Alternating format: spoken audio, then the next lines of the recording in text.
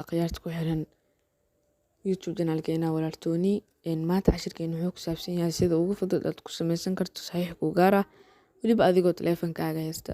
Waxaa laga yaabaa inaad marar badan ku dhibtootay inaad samaysato saxiix, balse maanta ayaan kula wadaagi doonaa. Intaan cashirka guda galin waxaan kaa codsanaa haddii aad page ku cusub tahay inaad subscribe noo saarto, gambaleelkana aad furto, like-na noo saarto, siina share gareyso. Marka ugu horeysa waxaad soo furanaysaa Play Store-kaaga. Waxaad qaybta searching-ka ku qoraysaa signature. Midkaan ugu horeeyo ku dhufo.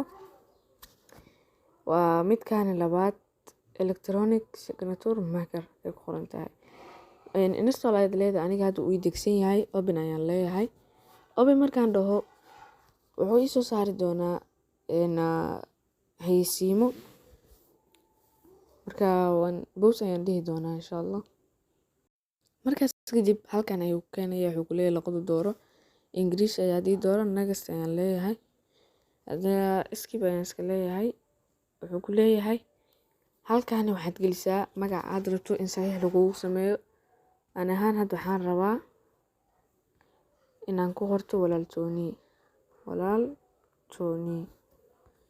Okay, next ayaad leedahay. Next iska dheh allow.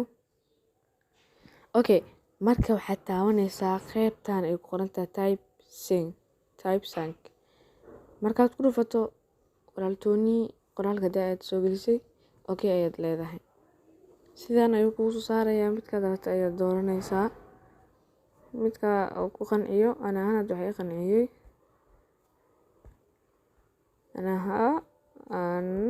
Aniga waxaa i qanciyay midkaan.